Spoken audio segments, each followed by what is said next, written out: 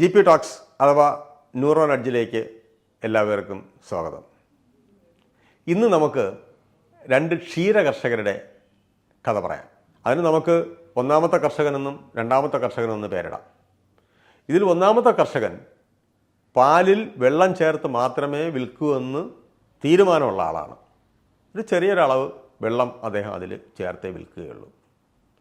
രണ്ടാമത്തെ കർഷകൻ ഇല്ല, ഞാൻ പാലിൽ വെള്ളം ചേർക്കില്ല എന്ന് നിർബന്ധമുള്ള ആളാണ്. അദ്ദേഹം പാലിൽ വെള്ളം ചേർക്കാണ്ടാണ് അദ്ദേഹം വിൽക്കുന്നത്. അപ്പോൾ ഒരു ദിവസം ഈ രണ്ട് കർഷകരും അവരുടെ പാൽ വിൽപ്പന കഴിഞ്ഞിട്ട് ഒത്തുപോവുകയാണെന്ന് കരുതുക. അപ്പോൾ ഒന്നാമത്തെ കർഷകൻ പാലിൽ വെള്ളം ചേർത്ത് വിൽക്കുന്ന ആളാണ്.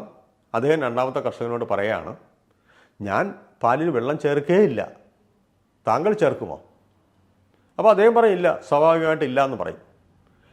പക്ഷേ ഈ രണ്ടാമത്തെ കർഷകൻ അത് വിശ്വസിക്കുമോ? തീർച്ചയായിട്ടും വിശ്വസിക്കും. കാരണം അദ്ദേഹത്തിന് ഈ വെള്ളം ചേർക്കുന്ന സ്വഭാവമില്ല.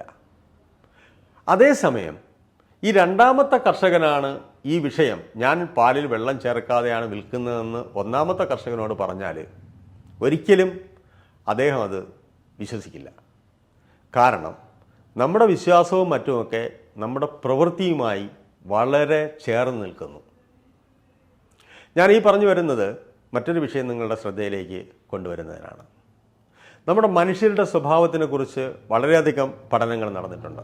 അപ്പോൾ ആ പഠനങ്ങളിലൊക്കെ സൂചിപ്പിക്കുന്നത് ഒരു മനുഷ്യൻ ഏകദേശം 2 തൊട്ട് 50 വരെയുള്ള കള്ളങ്ങൾ പറയുമെന്നാണ്. അത് മനുഷ്യൻ മാത്രമല്ല, പല ജീവികളും പറയും. ഒരിക്കലൊരു ചിമ്പാൻസിയിൽ നടത്തിയ പരീക്ഷണത്തിൽ അതിൻ്റെ കൂട്ടിൽ ഒരു വലിയ ഷെൽഫ് പോലുള്ളൊരു സാധനം ഉണ്ടായിരുന്നു.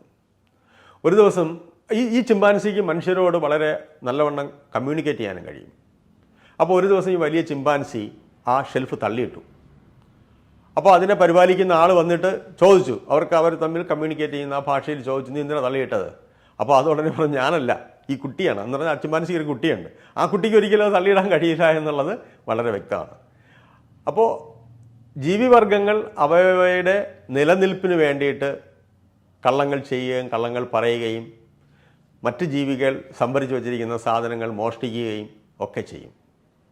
പക്ഷെ നമ്മുടെ ആധുനിക മനുഷ്യന്, നമ്മൾ ആധുനികതയിലേക്ക് വരുമ്പോൾ നമുക്ക് അതൊന്നും ഇല്ലാതെ തന്നെ നമുക്ക് എല്ലാ പേർക്കും ഇവിടെ സുഖസൗകര്യങ്ങളോടുകൂടി ജീവിക്കാനുള്ള സംവിധാനമുണ്ട്.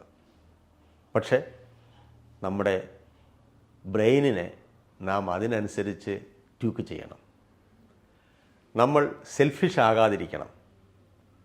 സ്വന്തം കാര്യം മാത്രം നോക്കുന്ന ആളാകരുത്.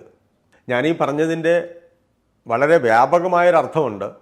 ആ അർത്ഥത്തിൽ നമുക്ക് എല്ലാ പേർക്കും ജീവിക്കണമെങ്കിൽ എല്ലാ പേരും അതിനനുസരിച്ചിട്ട് ചിന്തിച്ചാലേ പറ്റുള്ളൂ. എല്ലാ പേർക്കും അങ്ങനെ ചിന്തിക്കാൻ കഴിയുമെന്ന് ചോദിച്ചാൽ ഇല്ല. നാം ഓരോരുത്തരും ഓരോ ഇൻഡിവിജ്വലാണ്, നമ്മുടെ ചിന്താഗതികൾ വേറെയാണ്.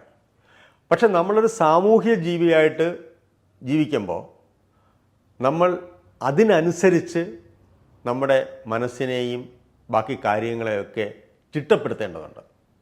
അങ്ങനെ ചിട്ടപ്പെടുത്തിയാൽ നമ്മുടെ ഭൂമി തീർച്ചയായിട്ടും ഒരു സ്വർഗമായിരിക്കും.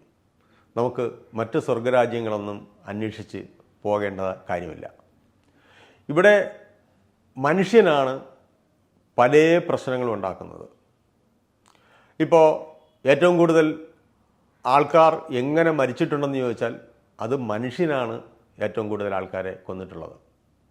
അത് യുദ്ധത്തിലൂടെയോ അല്ലെങ്കിൽ പിടിച്ചെടുക്കലിലൂടെയോ അല്ലെങ്കിൽ പല അക്രമങ്ങളിലൂടെയോ ഒക്കെ ആയിരിക്കും അത് സംഭവിച്ചിട്ടുള്ളത്.